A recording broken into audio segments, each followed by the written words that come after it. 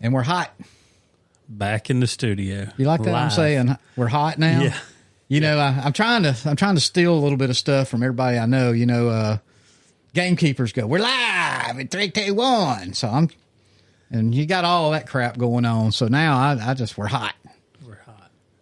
Well, I mean, it brings us into we're here. You're supposed to say, yeah, here. We're back here to live at the Smith Lake studio. You said Lakeview. Well, you didn't change the name of our studio? I'm watching this guy fish. Oh, is there a guy out there fishing? Yeah, he was. Oh. He's just trolled on past. This time of the year, I have to watch when I go out on the deck at night. I have walked out there to relieve myself. Oh, yeah. And there'll be somebody fishing my light down there at the dock.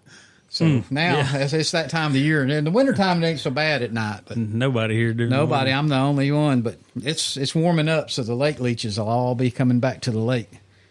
I'll start getting that call. Anybody got the bedroom? Anybody got the bedroom this week? So fire that daiquiri machine off. All right. Well, we got somebody in the studio, and we got somebody on the line. And everybody won't have to just hear me and you this week. Yeah, thank God. I was running out of things to talk about with you. We do enough of that on the road. I know, we do that on the road. But so my son-in-law, who I call you all the time, Justin. We'll both be Justin. Oh, Justin Ragsdale exactly. over there. Yeah. He's the man that made me the happiest person on earth. Well, I'm glad I was able to make that happen for you. He could. You'd have thought he asked me to marry him when it did. Even though we had it all set up out here how it was going to happen, and of course she blew that. So well, at some point you just kind of give up on the plan. I know. I gave up on her a long time ago. So when he come and asked, you said yes, sir. Not a problem. I was calling him son-in-law in waiting. Right. Yeah. Yeah. That was it. 5 years I was son-in-law and waiting. Yeah, I was like, this ain't never going to happen. I'm going to have to pay this boy. I'm going to have to do something. Maybe you get her pregnant. I don't know. Something will happen. But then the night, well, you'd already talked to us. He manned up and come in there and talked. And of course, he had my blessing. Oh, yes. Oh, that was like Christmas. I know it was like Christmas had come to Anthony. But then we had planned he was going to ask her on New Year's Eve, right? Yeah. We had a big old fire out in the fire pit. And me and Rebecca and all of our old people friends was up on the deck. And he was going to carry her out by the fire and propose and give her the ring. We was going to video it from up top. And for some reason, she got on her high horse and she wasn't coming out of the bedroom. No. And he was trying to get her to go outside, and she would not go outside. So he just proposed in the dang bedroom, cut us all out of the thing. But he made it happen. Yeah, but they come out the door. We're waiting in there. And she comes out, look. Hey, you got to pounce on the opportunity. And you know what? I didn't even hug her. I springs on you. I didn't hug her. I hugged him. Okay. Y'all want me to take you to the courthouse in the morning when they open? The cigar said, congratulations, Anthony. Yeah. Yeah. All right. Who else we got? We got Miss Laura Edell. Are you still there, Laura? I'm here. We've been waiting a while to get you on. You're quite the turkey hunting. I'll call you turkey hunting queen now. I mean, you're out there doing it. I try. It's hard sometimes. Sometimes they say sometimes you get the turkey and sometimes you are the turkey. I'm wearing that shirt. No, is that what it says? Yeah. Yep. I'm wearing that shirt tonight, right now. That's what it said. I bought it over in West Point during the call makers thing they had going on back in April. Was it April? March? You was gone anyway. Don't make no difference. That's something you need to come up to. That is a fun time. I actually missed it. What was I doing? It was I know it was youth weekend in Mississippi, so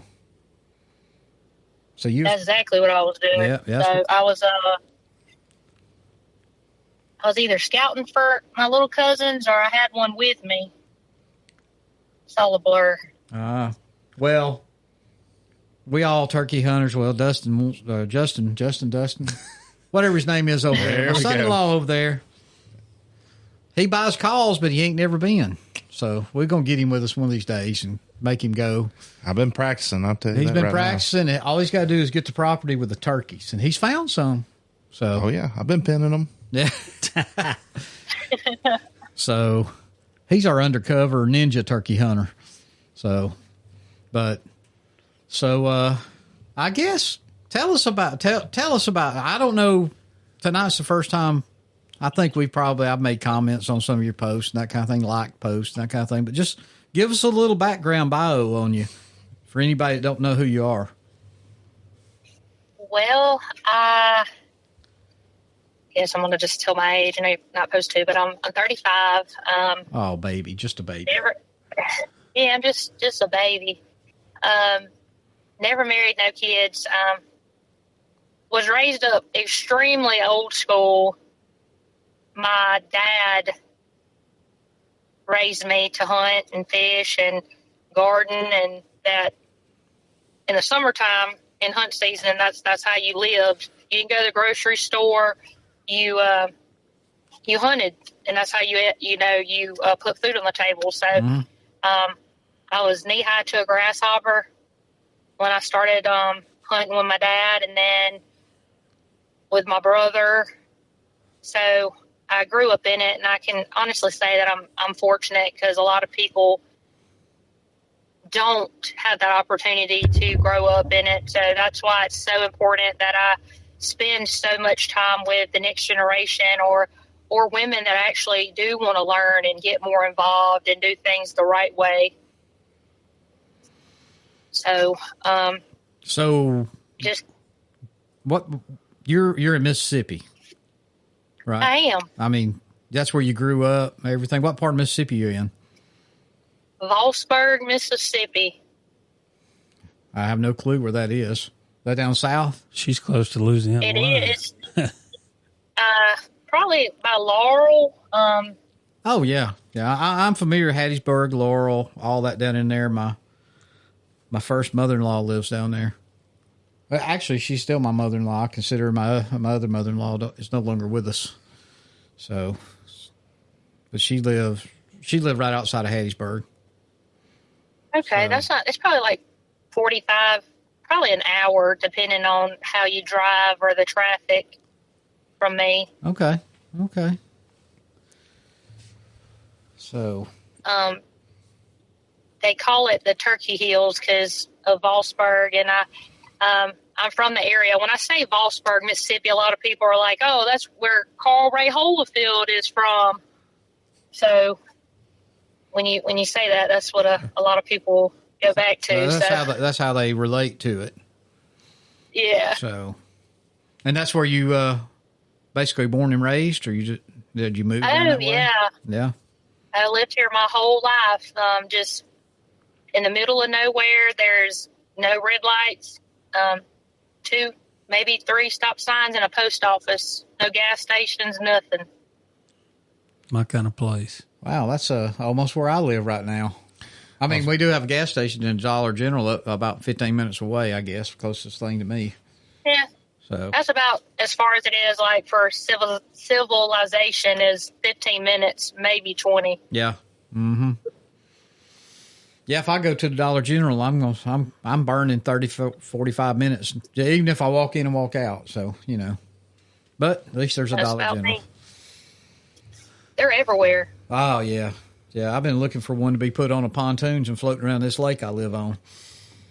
Wouldn't doubt it. One of these days. Will. Yeah, you're right. They're gonna hear this podcast, and I bet you that's what they're gonna do. If they hear this podcast, I need to start stocking some turkey calls or something. Yeah. They're not going there a lot more this time of the year. Me and you both.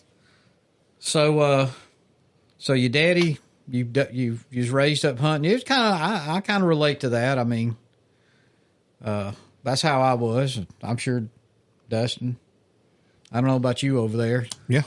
I grew up hunting with my dad, squirrel hunting, deer hunting. Well, you're like, there wasn't no deer and turkey when I was growing up. Not in this area. There's deer and turkey down in South Alabama, not up this way.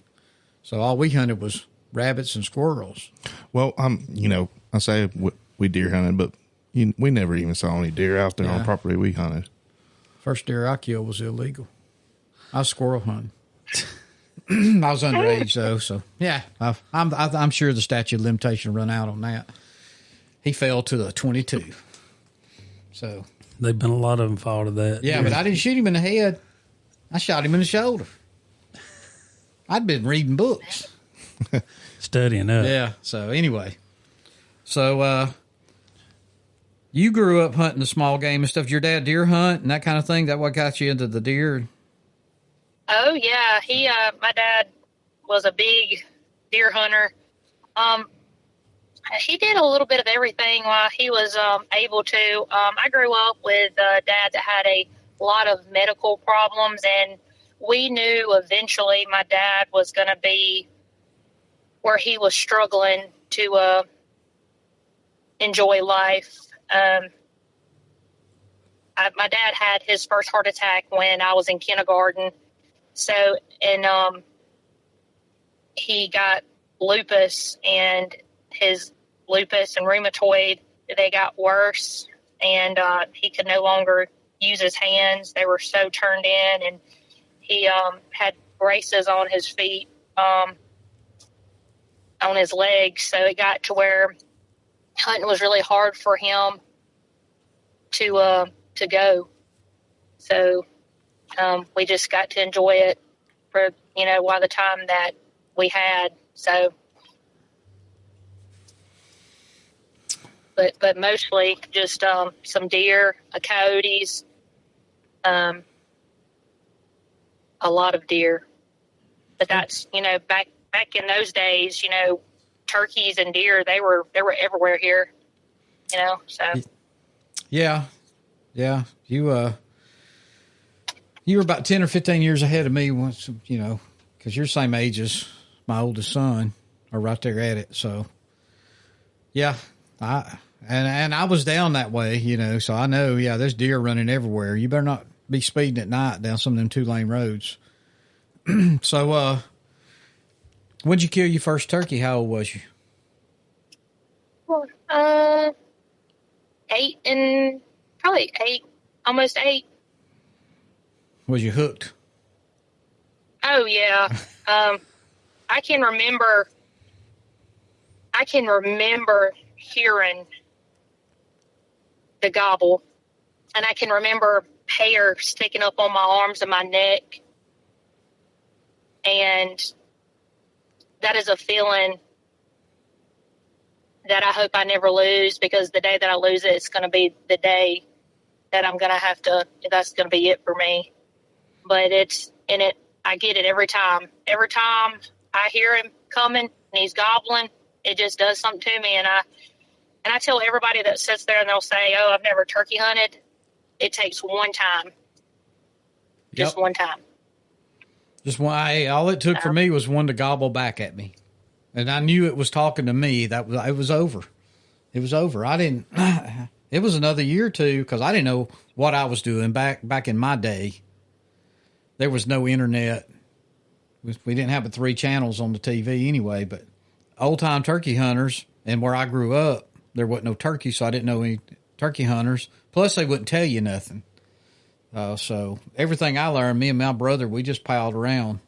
And there's supposed to be turkeys up this way, but we never seen none. But we hunted 2 or 3 years before I went off down to Barber County, and where there was actually a bunch of turkeys. So, yeah, you get hooked. It was just a gobble for me. It just got worse once you pulled the trigger. And the good thing about turkey hunting, you never run out of learning. Learn oh my God. Every time you're in the woods, you learn something new. I learned something. Yeah. I learned something Sunday morning. Mm-hmm. I learned I'm an idiot. I learned one of us made a rookie mistake. Actually, both of us, but anyway, so yeah, if you're not learning something, because no 2 turkeys act the same. I've never fooled with 2 that was identical. And you know what? If you didn't kill them, and you tell me if I'm wrong, if you kill one every time you went out, you wouldn't do it. It's the chase. Right. It's a chess match. Yep. So. Yep. Sometimes now that you say that, I had a guy, actually, a few guys, because there are times that I haven't gotten the turkey, and I try to let everybody see the good and the bad, because social media has come to a point where people only show people the good parts, and then it comes to a point where people go on these hunts with these guys, or they just go on these hunts with themselves, and they always think, why didn't I get that bird? Like, this sucks. And we have forgotten the reality of it. And I had a few guys, they're like, oh, you're not a turkey hunter, but that's not the truth. A real hunter, regardless, they don't always get it, whether it be a deer, a turkey, duck. I mean, you're not always going to win. And that's the part of it. Well, I think social media, TV, all you see is the wins. They don't show you the losses, and that gives a lot of these young new hunters. They think that's the way it is, and they don't see the work you put in. There's work. I mean, deer and turkey, anything you hunt. Even if you squirrel hunt, you put in some work. But I mean, a turkey to me. You've got to, I'm not saying one hadn't flew off the limb and I shot him, but you've done a little scouting. You've done something. I mean, you got to work for it. And you don't come out of the woods. More times than not, you come out empty-handed. And because if I come out every time with a turkey in my hand, my season would have been done a long time ago. Yeah. So, but you said social media. When did you, and that's how we kind of connected up with you, but when did you get involved in social media? So I've always been on social media, but it's always been, I allow the world to see what I want them to see. And I think that's why some people like me and some people, they don't, because I don't need validation. And I started really, really getting more into, I guess, social media probably 6-7 years ago. Mm-hmm. And it just grew. I started mostly on my Snapchat, and I mean, I started probably with 1,400 people, and now I'm over 20,000 followers. But I think I enjoy it. I do, but the reality part of it is people have seen the, I guess, the greatness of social media, and it now has turned hunting more into a fad or a fashion, and it's really sad to see, like, what it's turning into. So, well, social media's made it about to kill. I mean, Yep. that grip and grin to me. Oh, yeah. So, did you post anything or make a video clip that really took off, that really put you out there? I mean, I post all the time, and I don't have no 20,000 people following me. I may have 20,000 people come when I die and make sure I'm dead, but ain't nobody following me.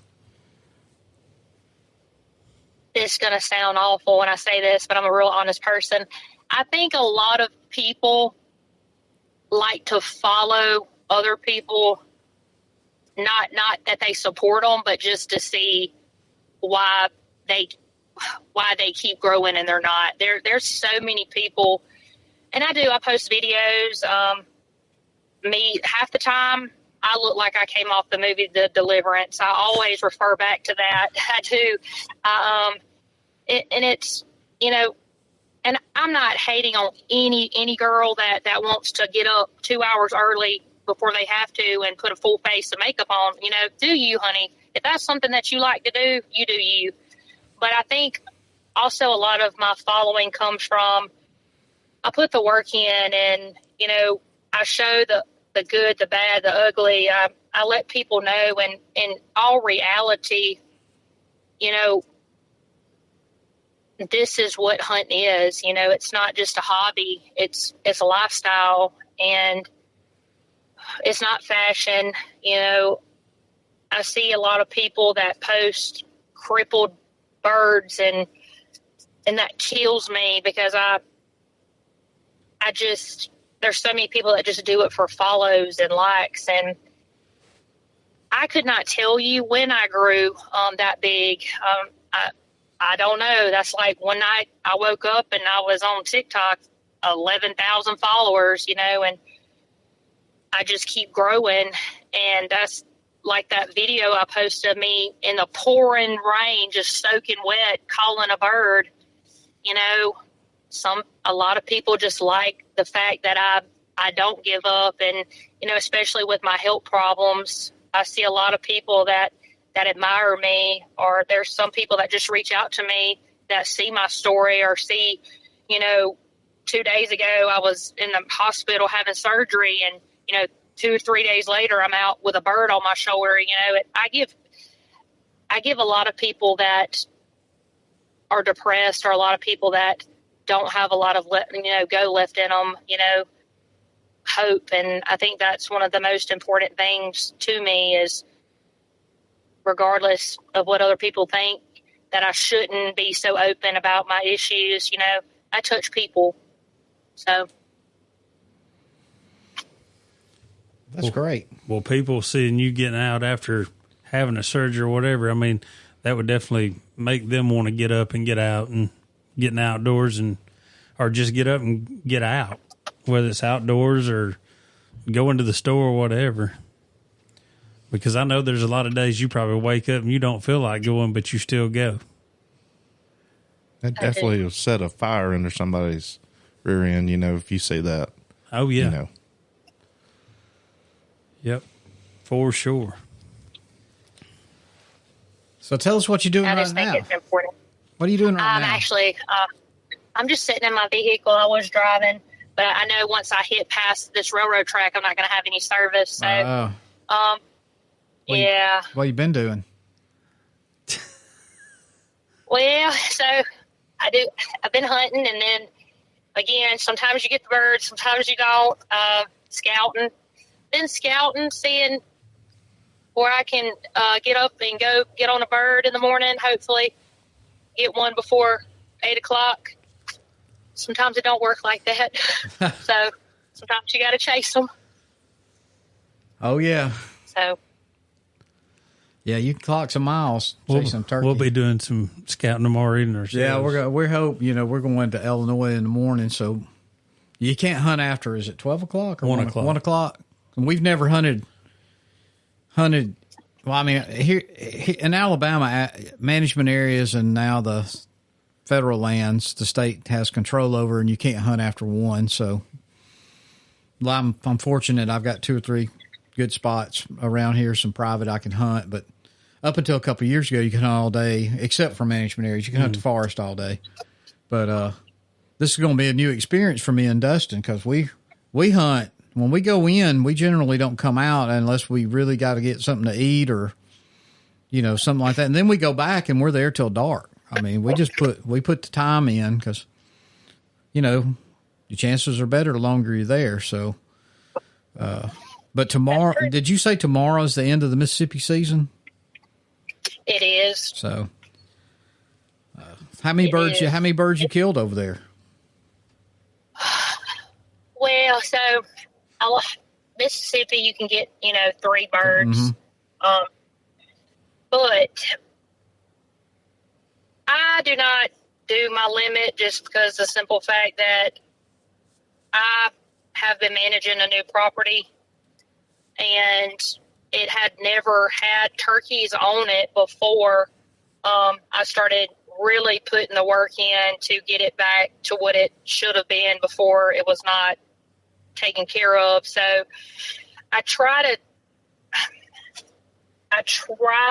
not take more than what I'm given, because of the fact, once you do that, you're just taking away from the population. And I'm finally getting some nice birds back on my property, and that's just like bucks, you know.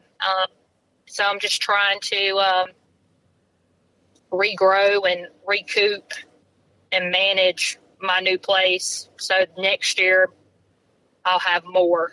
So I just I did not do all my birds, but I am going tomorrow, so that will be 2.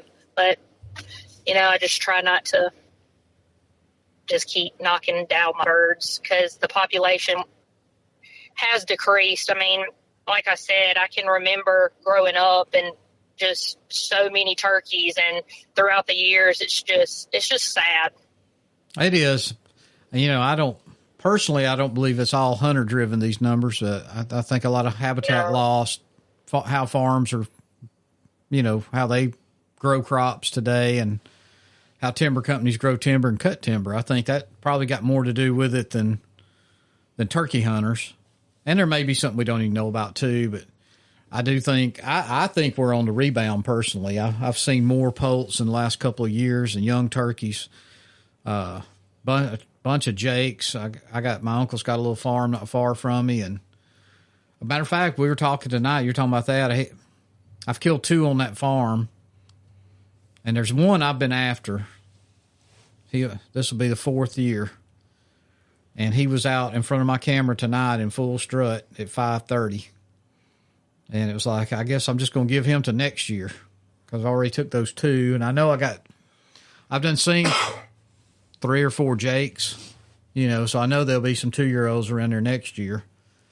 But I think I'm just going to let him go, even though it's close to the house. And I can go over there. My uncle, he's just nearly a 90-year-old man. It's like, kill him. Go. You kill him if you want to kill him. And it's like, well, you know, I got other places to hunt. I got 3,000 acres down in Dallas County that I'm on a lease on, and I got 40 acres up the road from it. I got places to hunt.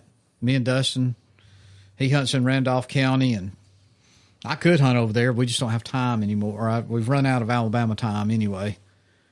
So if I had to hunt, I'd have to hunt that bird over at my uncle's house. So I probably won't be doing any more hunting. Not in Alabama anyway. So, and I've noticed a big drop in bird numbers over the years. But like I said, I really feel like for whatever reason they dropped, I don't know, but I feel like they're making a comeback, somewhat. You know, I don't know if it'll ever be like it was in the golden age of the 90s and early 2000s. But they really, in my opinion, at least here in Alabama, somewhere around 2010, I started seeing them go away. Matter of fact, I contacted our DNR over here, and they laughed at me.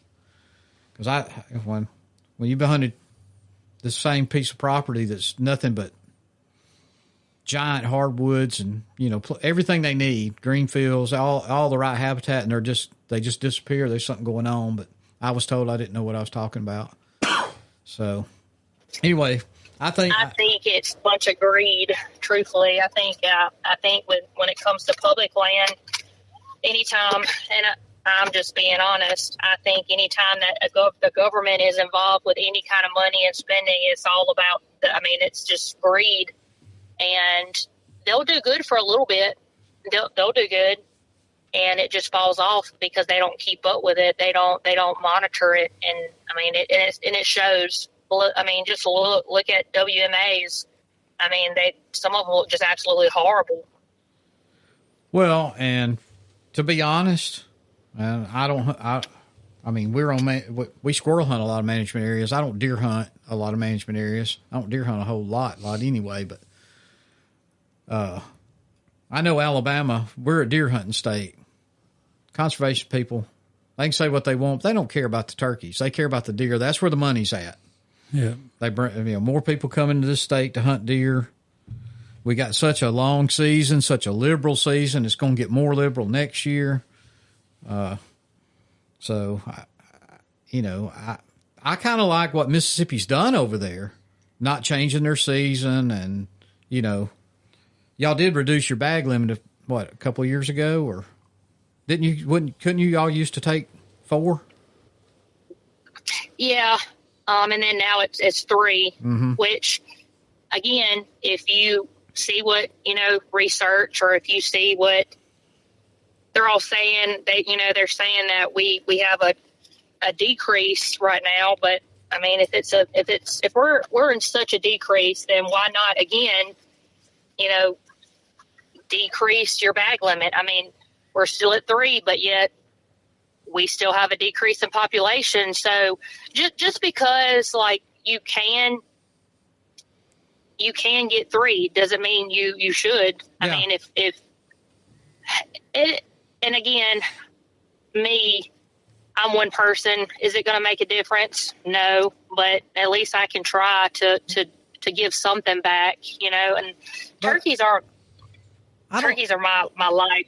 Well, I honestly don't think you're just one person. I think there's a lot of people out there just like you, that these hunting clubs now, the turkey hunters, who's usually the minority of a deer lease, they'll see their numbers are down and they're starting to go, hey, we're only going to take, 5 birds off this property this year, and they all agree. I think more and more people's doing that. Mm-hmm. They may still travel and, hunt a national forest or a mansion. They may have somewhere like I do, a little farm close to their house. But you, just like I'm doing up there, I could go up there and probably kill that turkey. But, well, I say that. I've hunted him for 4 years, but or at least 3 years. He's 4 years old. I know he's 4 years old this year because I've seen him in full strut or a full fan for 3 years. So he may be 5 years old. No, he'd been a Jake. Yeah, I think he's 4 years old. But I think a lot of people, y'all did that, Dustin, on a place over near your house. Y'all finally started seeing some birds, and y'all decided not to even hunt birds there. Yeah, we're feeding them. Yeah. With our feed program, but we don't hunt over there. We agreed that when we could get at least, we've got 340 over there, 340 acres on that one spot, and we're just kind of in agreement. It's just me and another guy that turkey hunt anyway, but we said when we start getting at least 6 gobblers on camera, consistently, we would take one apiece or something, but we haven't had that consistency. We got a lot of hens raising poults there, and they're roosting there during the deer season, but they tend to move off in the spring. So I'm sure they'll be back soon nesting and raising poults, but we're just trying to grow those numbers on that property. So I think, much like in the past, you can't count on the government. The government let market hunters wipe us out. It was hunters and private people that made this movement. And I mean, of course, the government adopted the North American plan we're on now, but it takes the hunters. And when I say I'm not one of these gender people, you're a hunter. I don't call you a huntress. You're a hunter, just like I am. We're all hunters. Yeah, I can't like that's. Some girls love to be called that. No, I do not. I listen. They're all postmen. They're all congressmen. That's just the last part of it. You can be a woman congressman. You can be a man congressman. Apparently, you can be a cat congressman now. But what they say, a fisherman's a fisherman. I just don't like all that. To me, it divides people. You're once again, you're dividing people. You're putting them into groups, and that's what's wrong anyway. I think with most of what's going on today. And so, yeah, if there's some women out there that takes offense to it, I'm sorry. That's just the way I feel. And that's how I feel too. And I mean, and truthfully, this world is so soft, and people are raising soft kids, and that goes back to what I had posted about some of these turkey hunting pages full of coochies, because I've never seen so many grown men that get butt hurt over what somebody else is doing or what somebody else is wearing or how they get their bird. Like, it blows my mind how bothered a lot of these men are over what somebody does with their own money. As long as it's legal, I don't care. You know what I'm saying? You can hunt out of a blind. You can use decoys. You don't have to hunt out of a blind. You can, whatever you want to do. If you want to shoot a bow, shoot a bow. Yeah, if you want to shoot a bow, shoot a bow. If you want to shoot a crossbow, shoot a crossbow. You want to kill them with a 410, kill them with a 410. You want to shoot TSS, shoot it. If you don't, shoot lead. I mean, me and Dustin, we catch a little hell. We hunt out of blind sometimes.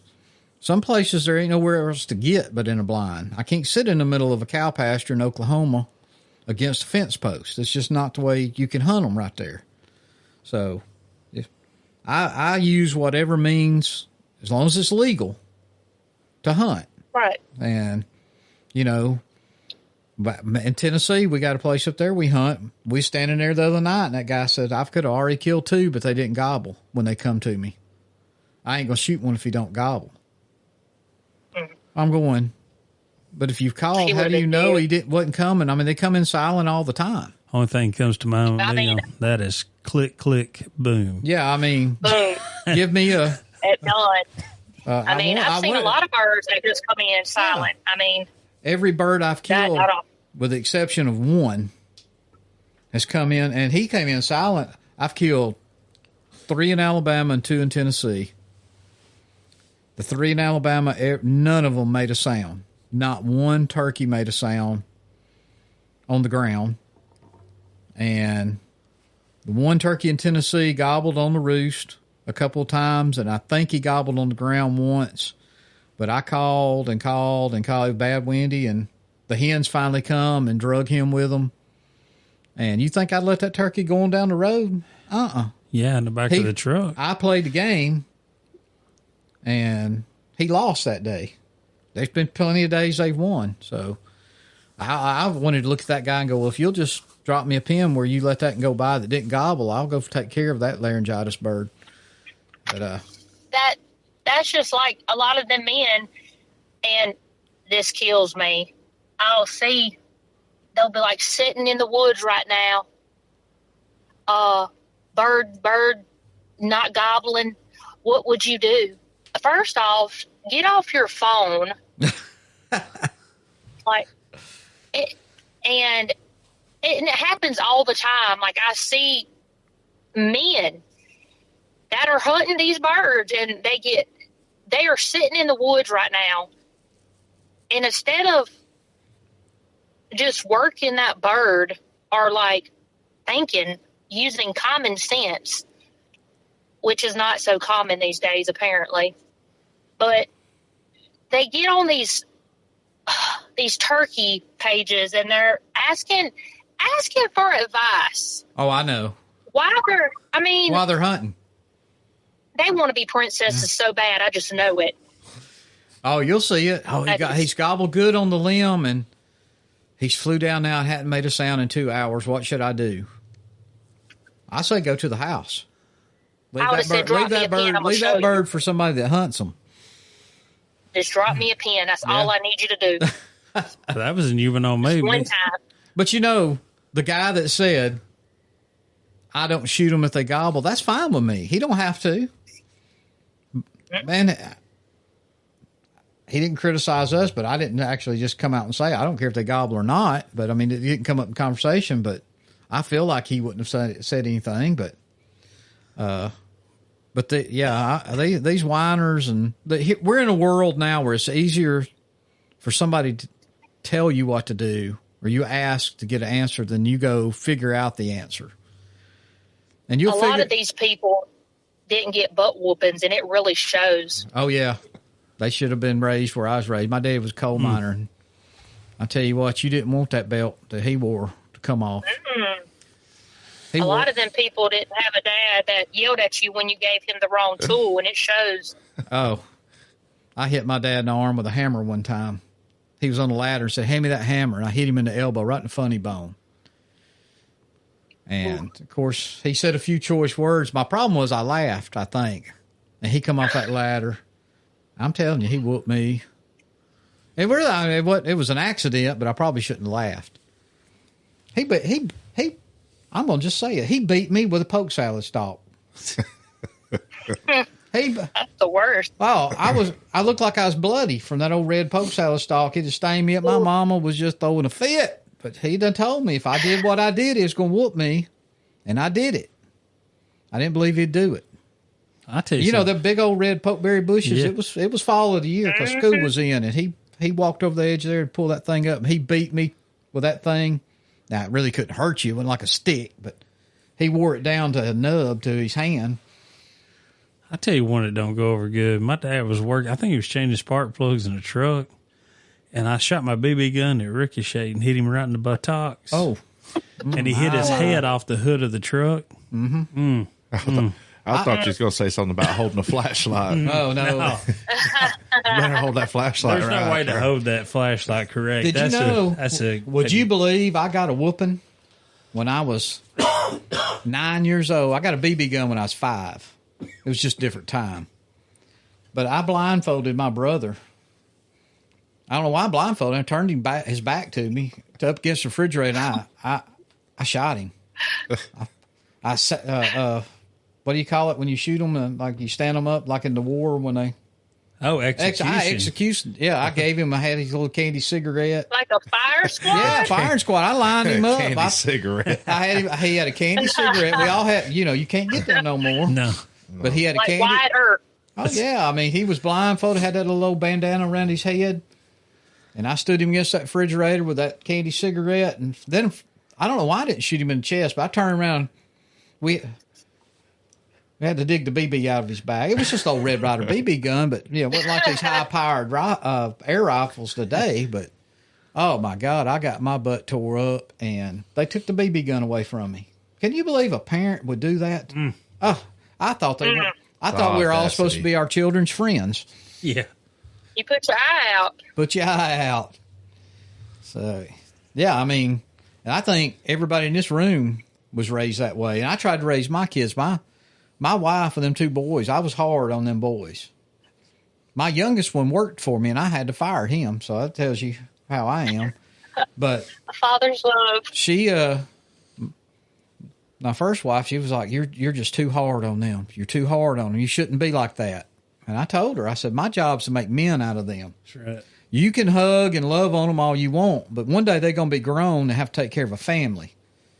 And this is how you learn to do that.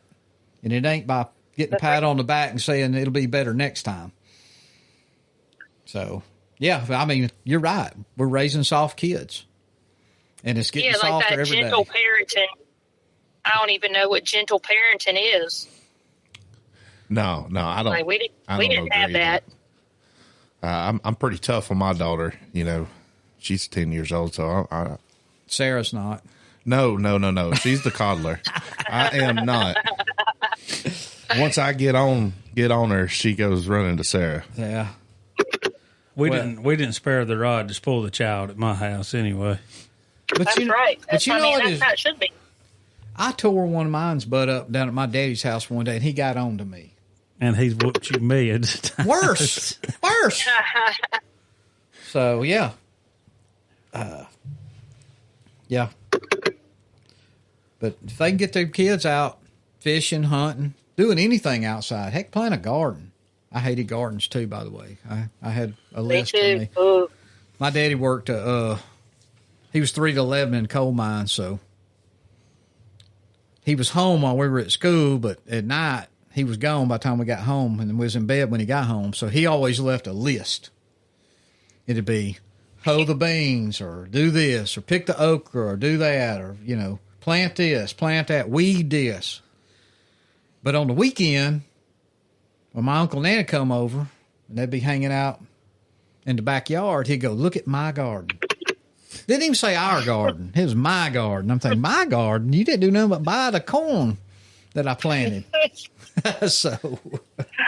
Yeah, you walk him out there and be like, you don't see any rocks in that garden, do you? no. I picked all them up. Hey, I told Dustin he built a house, the house I grew up in. And you've been over there. You know how the hill slopes down? He planned that way, so he was going to put a basement under that house. Me and my 2 brothers had dug that basement out from under that house. He paid us a nickel per wheelbarrow load of dirt. Not a nickel a piece, a nickel. He'd go out there and count them. All right, that's 20. That's $1. Or whatever it That's was. some cheap labor. Whatever it was. Yeah. I mean, Yeah, and then we had to divide it up. Split it up 3 ways. Y'all fixing to divvy it all up. How do you split a nickel 3 ways? It ain't. Did y'all try to end on like numbers that worked out, like 15? I was just happy when he said we was far enough back. Yeah, Y'all are done. You We filled in that whole backyard. You're sitting on wheelbarrow number 19. You're like, you know what? We got to get one more, fellas. One more, got to make these numbers work. Well, it wasn't even that. See, we thought we was going to cheat him. Do some half wheelbarrow loads. No, he knew how high that stack was supposed to be because you just dumped one load out and then you rolled the other one and dumped it and you just kind of dominoed them all the way out. So out across there, that stack, they got lower and lower. We didn't get paid at all for that day's work. So that was every day after school. That wasn't in the summertime because we had to cut firewood all summer. In the wintertime, we was digging that basement and toting that firewood in the house for that wood burning heater. That's the only way we heated. We didn't have nothing else. Times have definitely changed. People laugh at me when I tell them we had a dang outhouse. I didn't see. I was 5 years. If I was 5 years old before I saw a flushing toilet, we had an outhouse. You talk about scared. You'd be 4 years old and have to crawl up on that big old hole by yourself In the middle of the night. Yeah. Well, middle of the night, it'd have to be something else. It'd be off the porch unless it was number 2 in it. So it was he moved to California. That's the first time I ever seen a flushing toilet. And then we got in trouble for flushing it. Got to have that water. Hey, I got that water. I know. Hey, I got my butt whipped one time for putting on a seatbelt. It's scarce out there in California. Don't you know that? Well, it wasn't in They can't- 1969. Well, thank God we didn't. Oh, thank God he moved back. And didn't stay. Didn't stay. Can you imagine what I'd be today? I'd be drinking me a fruity drink out there on the beach, worrying about the ozone driving an e-car. and all them evil hunters. You'd be in one of them electric. Yeah, I'd have my little Tesla, which I'm thinking about buying one now. I couldn't afford one, but since they've all turned against him. So, but yeah, I don't know how we see. I told you we get in a rabbit hole. Let's get on back to what we actually come here for. Let's talk turkey. Or anything outdoors, because you do it all. You done said you turkey hunt, you deer hunt, you duck I do a hunt. little bit of everything. So if you had to pick one, if you couldn't hunt but one thing, what would you hunt?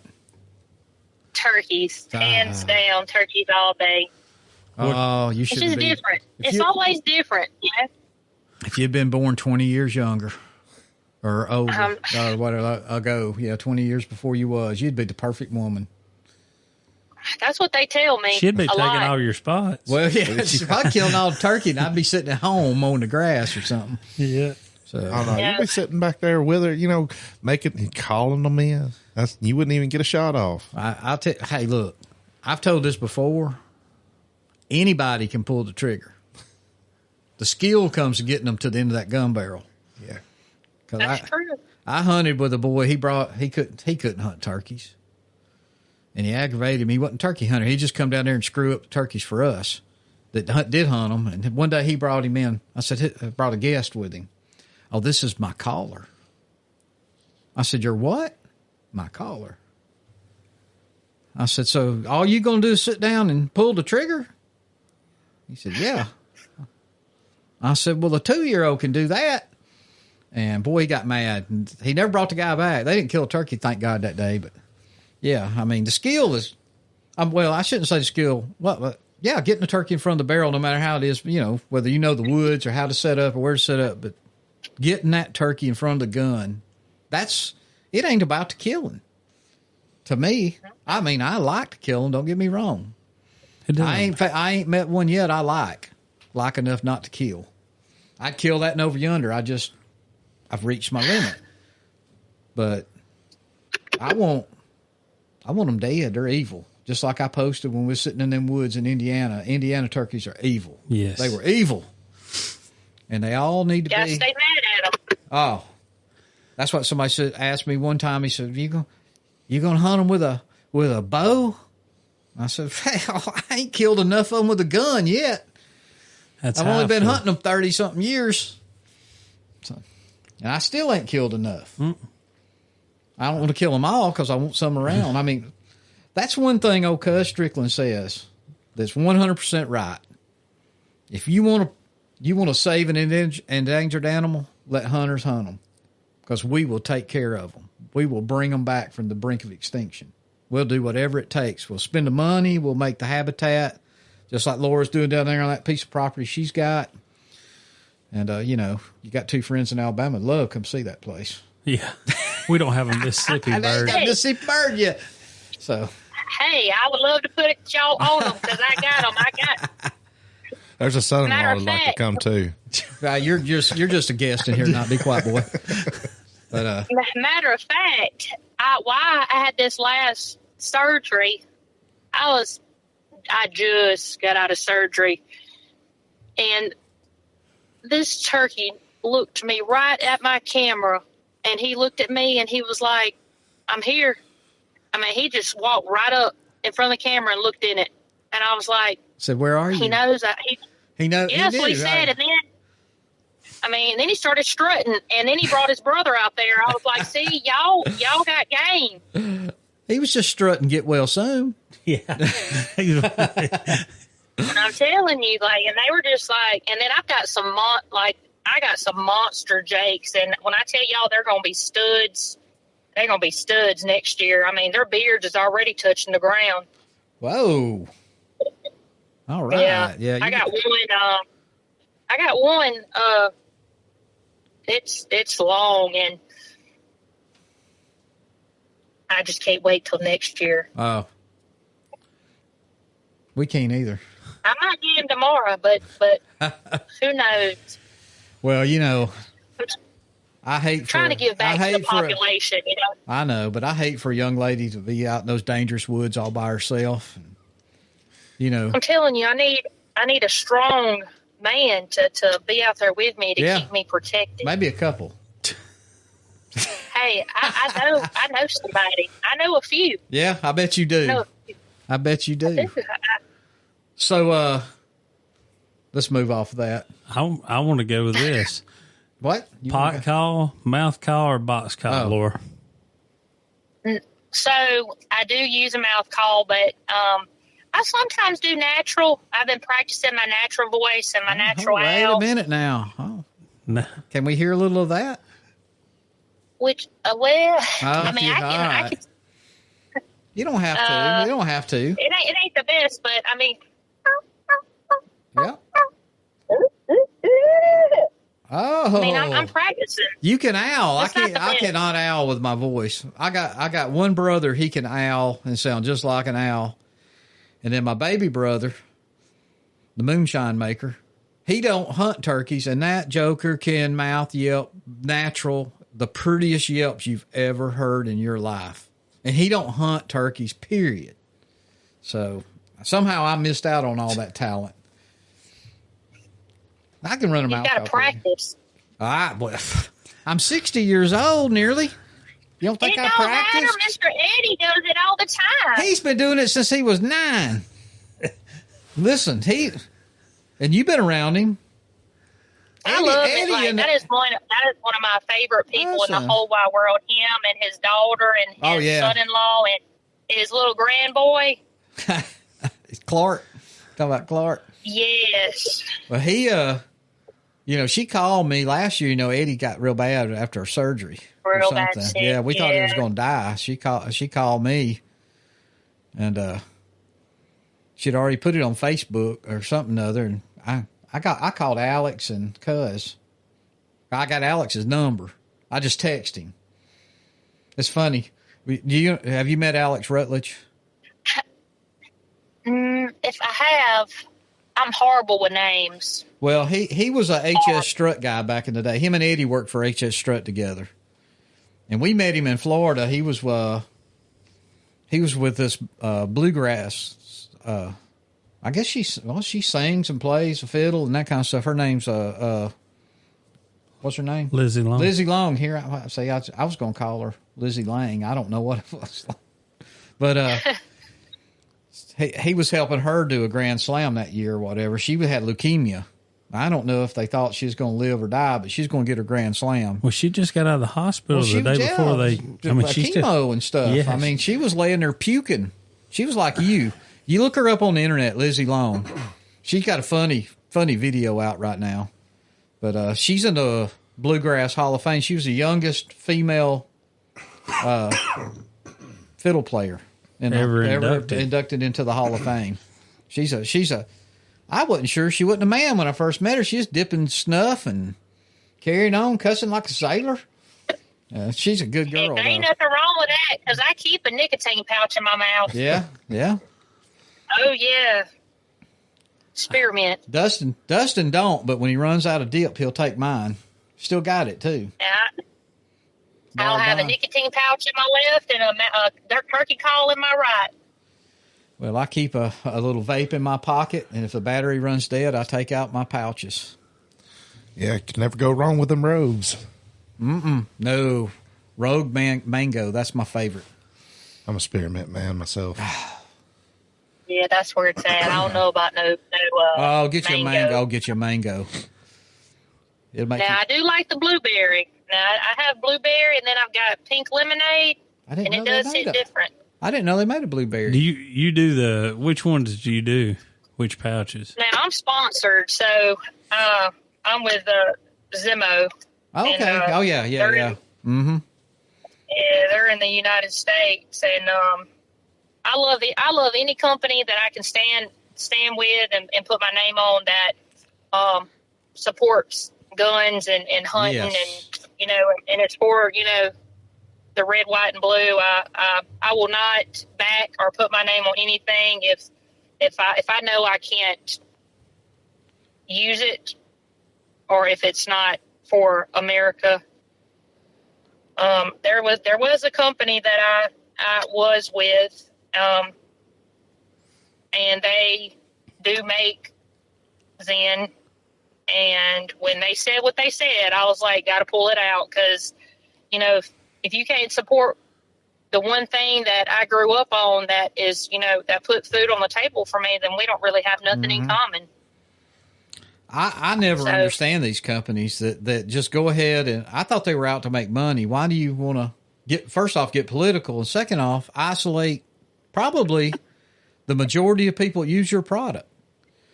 I know when Dick's Outdoors quit selling guns, you know what I did? I've never went back into Dick's Outdoors. Me either. I have not been in one. I think my wife has been in one, but I haven't. You I won't go keep back. Me in one. Nope. And that's how they got their start. There's a dang hardware store that sold guns. Yep. So.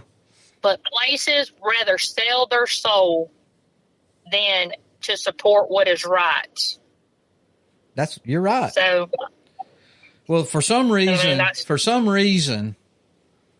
these big companies, these movie stars, or these rock singers, period. I ain't gonna say that because Garth Brooks is one of the worst. But for some reason, they think they're politically or just morally superior to all of us underlings, and we should listen to what they say. I'm anti-gun, but you got 5 bodyguards. What do you mean you're anti-gun? They're all all armed. Yeah, that's like Taylor Swift. I mean, look at Taylor Swift. I'm not a Swiftie. I'm a Keith Whitley, and we'll be a Keith Whitley through and through. Taylor Swift. I lost one of my really close friends because of what I said on the internet. Because when Taylor Swift made that comment about she was backing Kamala Harris, because she feels like transgenders should be allowed to use women's bathroom and they should have rights. But so one of my really good friends, she was allowing her daughter to go to these concerts, and here's I don't have children, but here's where the problems start. You, as a parent, you are responsible for raising your child up to be a responsible, well-rounded adult. You are in control of protecting your kid from what is right and what is wrong. Taylor Swift is supporting a president, well, a wannabe president at that time, who wants to legalize transgender and give them rights as a man. The same men that are dominating women in our field, and you're wanting to legalize it where these men can use the bathroom with your children that are little girls. I mean, it doesn't make sense to me. And I said what I had to say because I was taught you either stand for something or you're going to fall for anything. And, you are what you raise what you teach at home. Oh, I agree. But let me tell you what, that friend, if one of them wannabe women, that's what I call them, was in the bathroom with her little girl and whipped out old Big Willie on them, or made some kind of derogatory statement or just being vulgar, her whole attitude would change. See, generally it's okay because they're not going to be exposed to it. That's just like, any of these people that's anti this or anti that or want this legalized and that, it's not, it hasn't affected them, and it's not, or they don't think it will. So, I'm right there with you. And I've always said these transgender men that's in there playing in these women's sports, me and Dustin and Justin over there, we can talk about it all, how we're against it. But until the women, and it's going to take the women, and I'm shocked at the women that support it, but the women are the ones that's going to have to get out there and be vocal and throw a fit and march and take it to them. Because when I say something, I'm just I don't know, I'd call it a bigot. I don't know what you call it. Transphobia guy or whatever. You know what? I don't care what the hell they do in their house. And they can go to Walmart and push a grocery cart down, but they shouldn't be in there, especially in sports, because they're all washed up. Couldn't make it with the males. Every one of them. Have you ever seen the number one boxer man in the Olympics? He didn't grow his hair out and take some hormones and become a woman boxer, because he could beat the crap out of every man he had to fight. Right. But old number 32, they ain't going to make the Olympics or whatever. But he's already bigger than every woman out there, or basketball or whatever. And I'm proud we got a president that's kind of taking up for that now. And I just hope they're going to have to take these executive orders that man signed, and they're going to make them into law, because there'll be another one of them idiots get in there, brain dead Biden, and just strike them all out, and we'll go right back to where we was. So, but yeah, I'm right there with you. It's just sad. Like I said, I was okay with losing her as my friend, because the simple fact was, yeah, you paid money to go to see Taylor Swift for your daughter, but it was proven that all that money that was raised at that particular concert went to the Kamala Harris, I guess, president fund or some kind of fund, and Taylor Swift helped. I mean, she backed her. And again, a lot of people, the world we're living in, they forgot, they don't support what is right. They support what benefits them at that time. Oh yeah, you're right. We're a greedy society. I mean, we are. That's what's wrong. Nobody takes care of their neighbor no more. I mean, we do. Know them. Well, yeah, I don't even know them. But if you was raised right, of course, you're told you're the minority, but apparently they found out we're the majority. Because everything that's happening today, we knew was going to happen if we elected who we elected. So, anyway, I ain't gonna get too political. I'll get on a soapbox here in a minute. I'll be standing up in this chair. So, me too. Well, tell us. You said you got sponsors. How big did you get before they start? People did you approach them, or did you just start getting, an email? Hey, we'd like you to represent us and that kind of thing. I'm always interested in that because we don't get that on. Well, I hate to say it like this because it's the truth. It all, truthfully, it's all about your followers. They want people to have big followings. They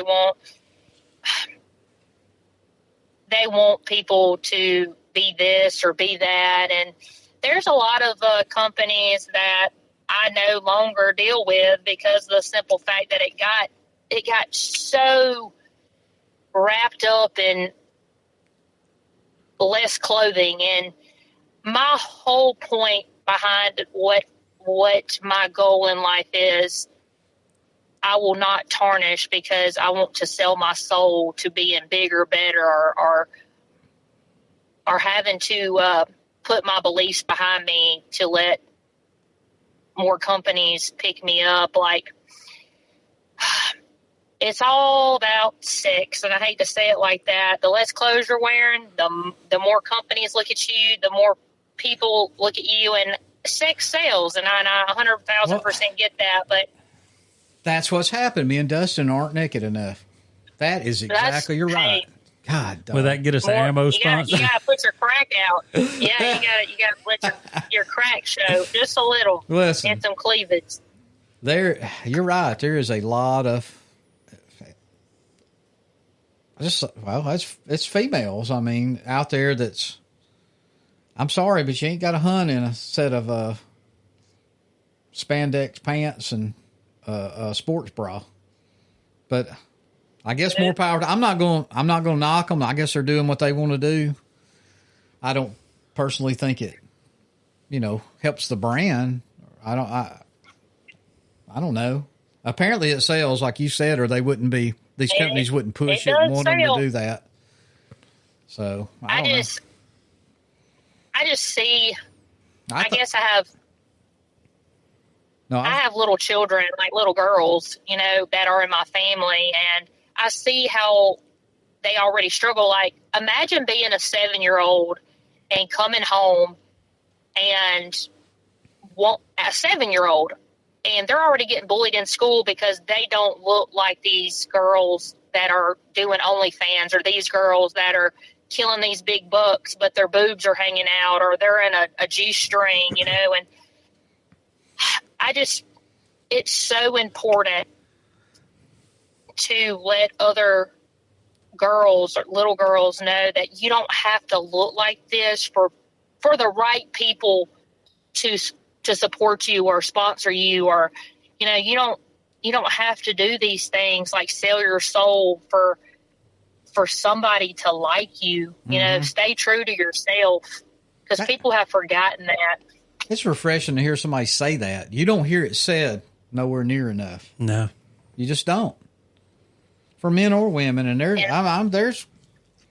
I guess there's good looking guys that get they do the same thing. They may not be hunters. I don't know. I mean, these influencers out there that gets a big following.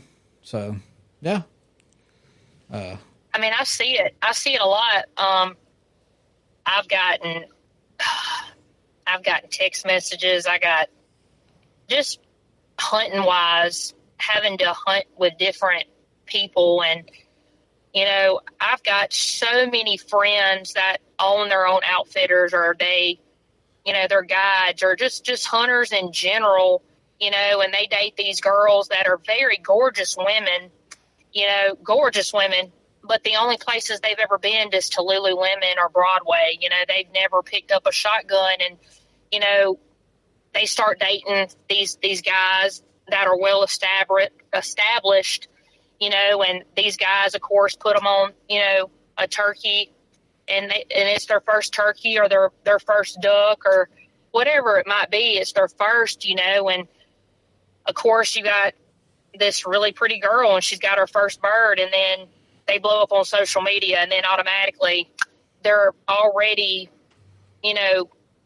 taking credit for somebody else's benefits, and somebody else's hard work, and they would have never even got to that position if it wouldn't be for who they're with.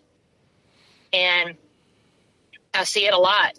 I almost got shot because of a girl that was dating a buddy of mine in a blind with me that had no business holding a shotgun because she did not know how to load it. And you and that scary. girl was in the blind. Yeah, I thought you might have been in the blind with her scary. boyfriend. I didn't know.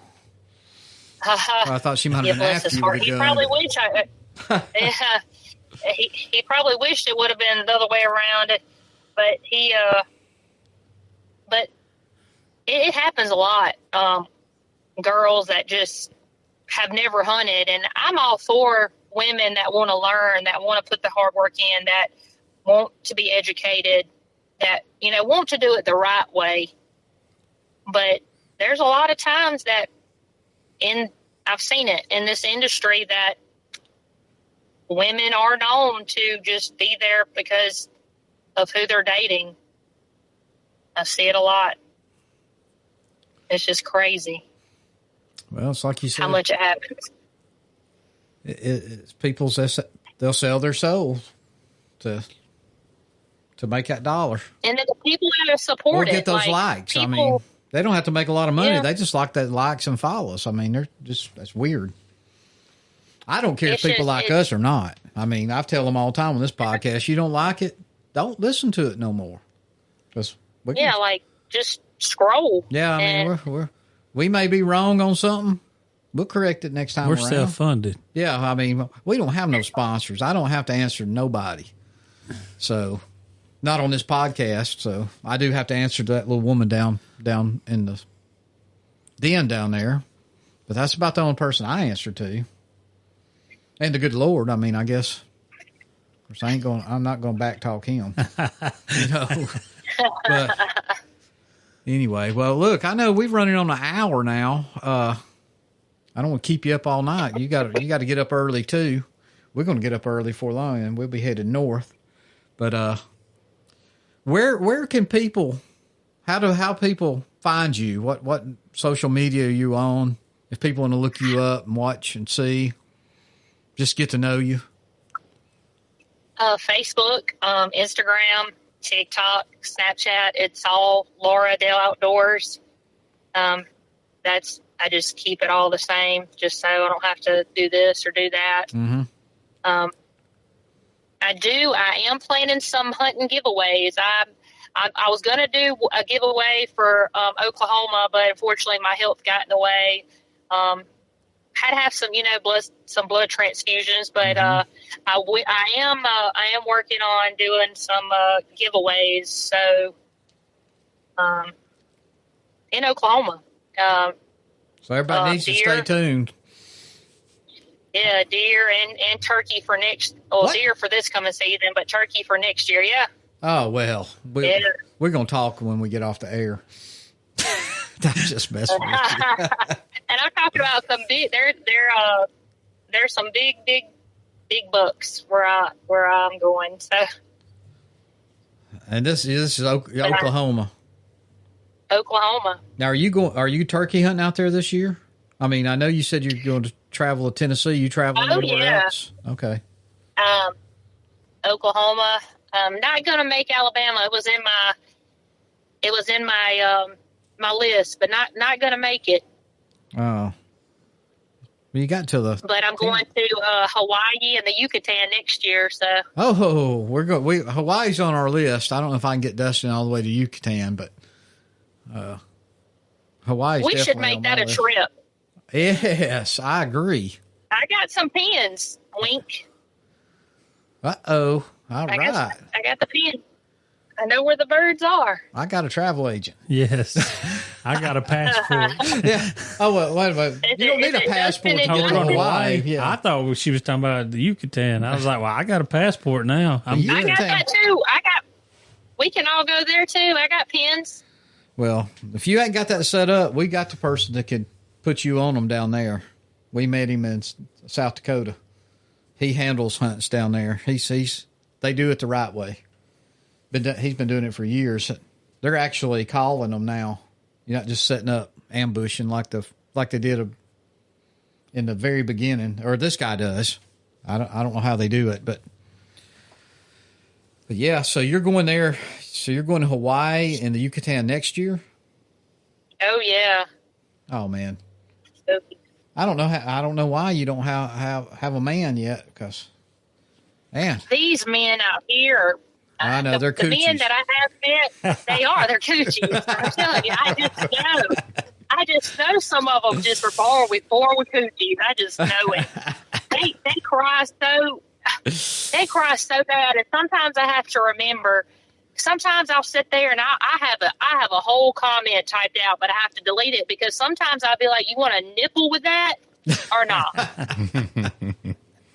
Like, it's just to see it. And I mean, men don't like a lot of women that are successful in the hunting industry, and I don't have any clap problem for with almost anybody. You know, I clap for strangers. I do. I want to see everybody succeed, but the right way. Mm-hmm. You know, again, it goes back to women.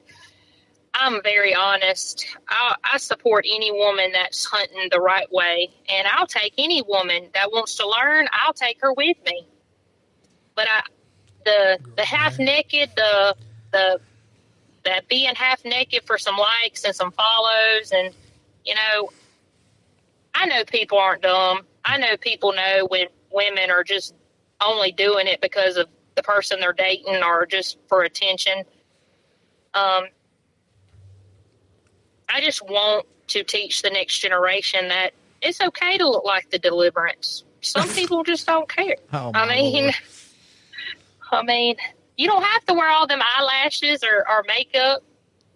And if a turkey could smell you, you would never kill them. You're right. You're 100% right on that. So, well, before we go, I do want to know, have you done your Grand Slam? Is this Yucatan thing going to do like a World Slam for you? I'm trying. So I want to do the 49, but I kind of figured that. Why? You know why? And I want to cover this because it is important.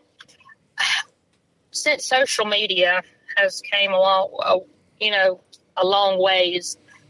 I feel like it's just become a fad. Like, single seasons. You got. Your Grand, you got the 49. I feel like that's just been ran into the dirt. It used to be so special, when somebody would do it. Now it's just, again, it's a fad. Yeah, we're talking about that on our page, collecting gizzard rocks. Mm-hmm. It's just a fad. They didn't do that 20 years ago. Never even thought about that. I'm too busy killing turkeys to worry about what's in their gizzard. I don't know. You may do that. I don't know, Laura, but I don't. No, I've looked in them. I never have. It's all cool and stuff, but I could sit there and post all day my birds. I could post them all day long. But at the end of the day, I don't have to have validation from people. And people hate that. Like, people are intimidated by a woman that does not need approval from other people. I do my own thing. 99.9% of the time, I do it by myself. Like, I call my own birds. I can honestly say I will never have to worry about a man looking at me and say, you wouldn't have that bird if it wouldn't be for me. Like, I don't ever have to look at a mount or anything and be like, my ex or this situationship got this for me, because it didn't. There you go. I like it. Well, look. But I could have got my slams and this and that, but I never really focused on that just because it's not a fad. I'm not in a hurry to prove a point. I'm not in a hurry to get claps or anything like that. I just do my own thing. Well, here's the deal on all of it. You take your time and enjoy the state you're hunting in or the bird you're hunting, because most of these guys and gals that are out there running around doing all this, it's not about the birds. It's how many states they can get in this season. Oh, I can get 7 states. I can get 8 states. Who cares? If you don't even remember that you were in Nebraska, I mean, if it ain't a special hunt. Well, I mean, yeah, I'm talking about, special. I've killed one in every state. Oh, really? How'd you like Nebraska? Well, I don't remember. Right. I don't remember because I killed that bird and we got in the truck and we drove to Wyoming or whatever it is. I have, and maybe it's because I'm getting old, I'll never do the 49 because I'm too old. I mean, I just don't have, to do it, I would have to do just what I just said those guys are doing. But where we go, we take our time. I mean, we don't rush through. We've never hunted a state one day and blow on to the next state. Or, I mean, first off, we can't afford it, but that's what I tell you. Because we're self-funded. Yeah, we're self-funded. So, but I mean, take your time and enjoy it. You're plenty young. You got all the time in the world. Everybody I'm sitting around here's got, my time's running out. I mean, it ain't. You're young. No. I'm not saying I'm dying tomorrow, but I'm saying I've got maybe 20 good years left. I hope.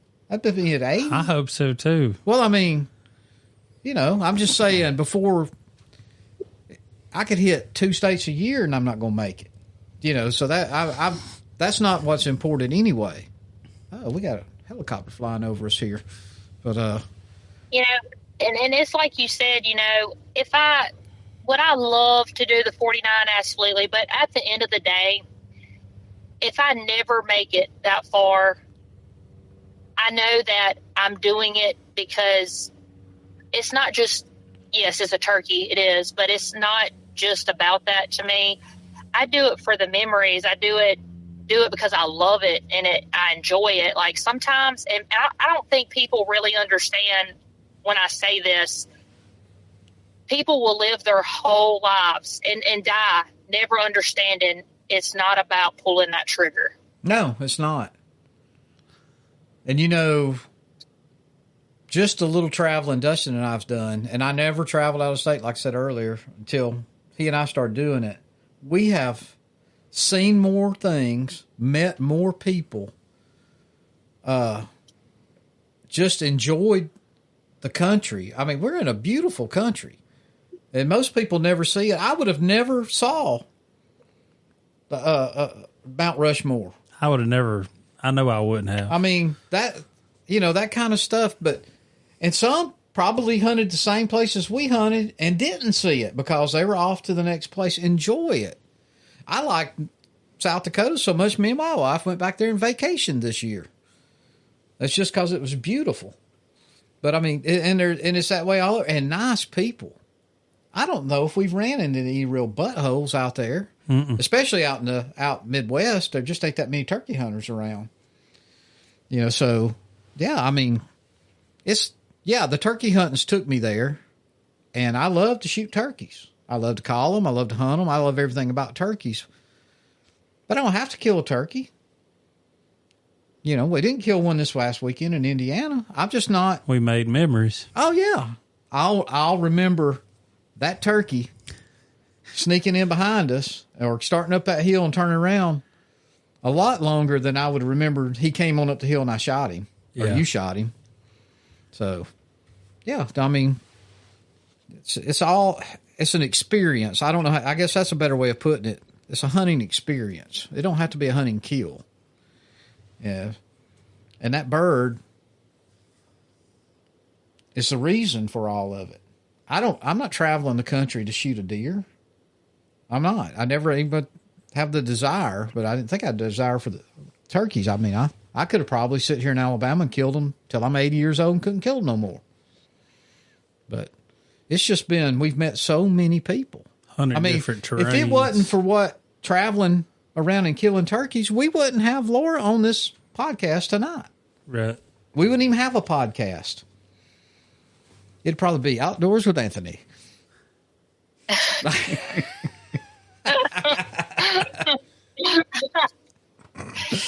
I mean, the turkey in general, to me, that bird has led me to some beautiful places and has taught me so much about myself and in life in general. And I've made some really cool friendships, and I've met some really cool people. Also met some people that I probably wouldn't pee on if they were on fire. Yeah, I know a few of those. I've got a private list of those people. Me too. Me too. Well, look, but they taught me a lot of lessons that I didn't know about myself. And I mean, I've gotten chronic Lyme disease and Rocky Mountain spotted fever because of these birds. So the things we'll do, the chances we take. Oh yeah, it's a risky bird. It is. I've almost fell off a rock bluff because of one. So don't chase a flopping bird down through the woods that you don't know where the woods go. Y'all got that on video? No. Nobody but my brother would have seen that. That was probably about. Thank God I wasn't by myself. Well, I didn't go off the rock bluff. I did catch a tree before I went over. But yeah, he flopped right on off. As I was trying to catch him. See, that was before TSS days, so they flopped a little more. And it was karma because I shot him out from under my brother. He said I did anyway. Anyway, all right. Listen, I think this is a good place to land the plane. Have we missed anything about you? You need to tell the world. We want you to come back. I think y'all pretty. Oh, I'll be here. Y'all just let me know. And we have Dustin is planning a next near special with Women of the Woods, kind of talking to all you women turkey hunters. I don't think y'all get enough credit for getting out there and doing it. The real hunters. I think her and Peyton would have a good time. Yeah. I'm talking about we got several that we've met, and some famous like you are, some nobody knows who they are outside of their friends or but they're killers. They're killers. They're right. They're everywhere. The best kind. That's Solid. right. Exactly. But we really appreciate you coming on tonight. I think y'all, like, he when he asked me, when I got that message, I just needed that. I was sick and I was going through a lot, so it really made my day. And I have been listening to you guys. It just made my day. I'm very thankful for the opportunity, and I'm always here for you guys if y'all need anything, especially hunting wise. Y'all need them Mississippi birds, and I know a gal. Oh, well, I mean, we know where some Alabama birds are. We certainly know where some Alabama ones are. One. If you hadn't killed one, I don't know if you've hunted Alabama before, but. Oh yeah, but I mean, I can always go back. I mean, I do. I hunt Scott Mountain. That's on. I don't know if y'all know where that's at. Close to Butler, Alabama. Okay, in Hebron. I know exactly where you're talking about down in Butler. So yeah, well, good deal. Well, Laura, we're going to let you. It's going on 9:00. You got to get up at 4:00 in the morning. Hey, it ain't nothing but a thing to me. I'm used to that. No sleep till noon. Well, it buff out. Dustin's got about a 45-minute drive home. Then I got Justin's got an hour to get to his house. Ooh. Yep. So y'all all going together in the morning? Just me and Dustin. Justin has to work. Dang, that's y'all doing Justin like that? That's sad. Yeah, we do him like that quite regular. Yeah. I've been asking. He's been practicing. I know. Asking, begging. I don't know what else God. to do. How many times does he ask you? Never. I haven't asked Dustin. No, I've asked my father-in-law several times. Well, if I'd limit out, I'd have time to take it. All right. That's the reason why I've been driving up and down back roads, pinning birds that I see. I told you, if you get permission on a place that's got a lot of birds, I'll be glad to carry you over there. Well, I've been talking Did y'all get Texas? Have y'all did Texas yeah, we did and Texas. Nebraska and Missouri? We've done Texas, Kansas, Nebraska, South Dakota, Tennessee, Kentucky, Florida. We got to go back to. I killed one in Kansas and he didn't, and he killed one in Nebraska and I didn't. So we got to go back to those two states sometime or another in their beautiful states, and there's some great land, public land out there to hunt. But we didn't bring nothing home from Oklahoma last year. we did. So we got to go back to Oklahoma. We struck out in Oklahoma. We should have killed them birds that burnt their beards off. Yeah, we should have. They was Jake's, but the guy that had the property told us there'd been a big fire. It probably burnt their beards off. We should have shot them. Which they did come in like grown men. Yeah, they did. They gobble like grown men. It was. If it'd been that last day, And their beard might have fell off. It could have. You never know. Yeah. Scorched Beard, off what with the fire. deficiency? They say beard right, and they say deficiency. Well, I think that burn might have got it. the Lord showed mercy on us because we nearly died the next day. Was it the next day? It was that day. That day. That was that that's morning. right. That was that morning. We showed them mercy, and that's when the tornado set down right behind us. We had golf ball size hail on our heads. I've been there. Oh, terrible. Well, all right, we're going to get out here. We're going to let you go so you can go kill that bird and get you two at least before time runs out. Or hope you do. If you do, make sure you let us know. I know we'll know. I don't know. Yeah. I'll be thinking about you in the morning while we're headed up 65 toward Nashville. Glass and never filled out. Yeah. We marking birds on the side of the road. Do what? Don't stop in Memphis. Oh, we never stop in Memphis. We're going straight to Nashville and hit 24. Yeah, we're going Nashville 24 and straight through Kentucky and right on to Illinois. So. Well, I hope y'all get those birds. I do too. We do too. Yeah. Well, good deal. Well, Laura, we appreciate it. I appreciate y'all. And just whenever y'all ready, I'll be here. So thank y'all for the opportunity. Well, all right. Thank you. We'll talk to you soon. All right, y'all. All right. Bye. Bye. Bye.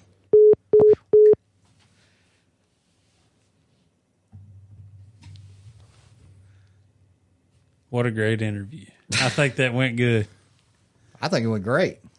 What about you over there? Yeah, I agree. I think that was a great interview. She gave out, pretty good bit of information. I enjoyed myself. He's got a good podcast. This is the first time he's been on, huh? I like that. He's got a good radio voice. Yeah, I tried to. You told me to get close. I was getting up on it. Get on there. Yeah. No, Laura. What a good girl. Honest. That's what I like. Yeah. Yeah. You need more honesty. Genuine. Yeah. And you don't get that much from the females in the hunting community. No, you don't. And a lot of it's just what she was talking about, though. They're out there.